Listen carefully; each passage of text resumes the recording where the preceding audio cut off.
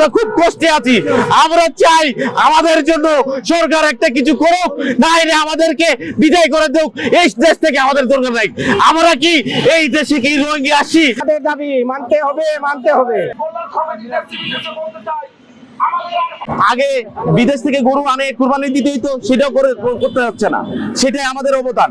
এই প্রায় 5,000 EITর আমাদের এই প্রাণী সম্পদের অনেক অবদান আছে, কিন্তু আমরা এই দুর্দশায় আমাদের কেউ দেখতেছে না, আমাদের ডিপার্টমেন্ট দেখতেছে না, আমাদের সরকারি কর্মকর্তা, আমাদের দেশের ঊর্ধ্বতন মহল আমাদেরকে বিষয়টা আশ্বাস দিয়ে এতদিন 20 বছর যাবত আমাদেরকে ধরে রাখছে, কিন্তু অথচ আমাদের বয়স, জীবন সব আমাদের এই প্রাণী সম্পদ থেকে আমরা শেষ করছি। এখন আমরা কোনো নিরুপায় কোথাও যাইতে পারতেছি না, আমাদের পরিবারকে আমরা কিছু দিতে পারতেছি না। এখন অনাহারে মনে করেন দিন কাটাচ্ছে। আমাদের যে সুযোগ সুবিধা আগে দিয়েছিল সরকার, সেই সুযোগ সুবিধা আর দেয় না। কোম্পানিকে এক কোম্পানিকে আপনার অনুমোদন দিয়ে আমাদের কাজের ব্যাঘাত ঘটাচ্ছে এবং আমাদের উপর টার্গেট চাপাই দিয়েছে, এবং এই টার্গেট ফিল আপ করতে প্রতি মাসের আপনার রাজস্ব দিতে আমাদের হিমশিম খাচ্ছি, এবং গরু ছাগল হাবি যাবি আপনার গরু জমি বন্ধ করে আমরা দিচ্ছি। আমরা খুব মানবতার যে অবশ্যই আছি। আমরা আকুল আবেদন জানাই এই সব EI টেকনিশিয়ান পক্ষ হইতে। আমরা খুব প্রাণপণ দিয়ে, আমরা খুব বিবি বাচ্চা নিয়ে আমরা খুব কষ্টে আছি। আমরা চাই আমাদের জন্য সরকার একটা কিছু করুক, না হলে আমাদেরকে বিদায় করে দেখ, এই দেশ থেকে আমাদের দরকার নাই। আমরা কি এই দেশে কি রোহিঙ্গা আসি? আমরা কি এই দেশের জন্য কিছু করি নাই?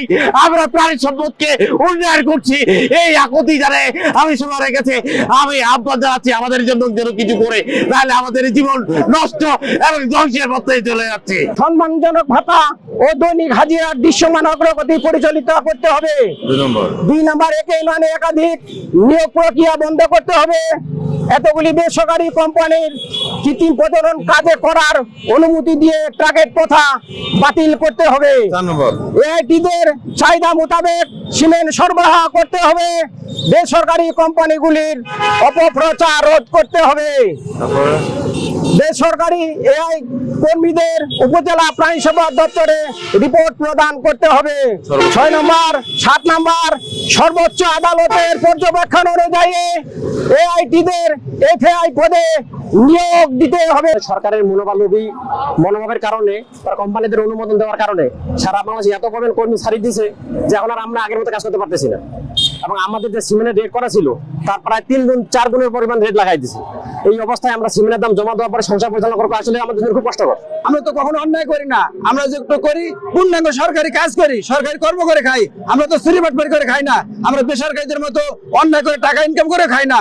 আমরা এমন একটা রাস্তা ইনকাম করে খাই যে রাস্তা অত্যন্ত আমরা সৎভাবে চেষ্টা করি এবং সরকারি প্রত্যেকটা বিধিবিধান অনুযায়ী কাজ করি।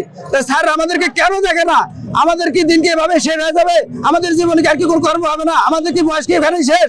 2 মাস ব্যাপী চলমানে আমাদের 1 টাকা দিয়েও তারা সহযোগিতা করলো না, আমাদের কোনো খোঁজ খবর নিল না। এইভাবে যদি চলমান চলতে থাকে তাহলে আমরা এক দফা দাবিতেই আমরা উপনীত হব।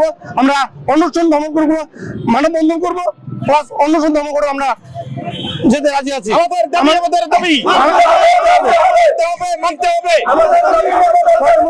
আমরা এক দফা দাবিতেই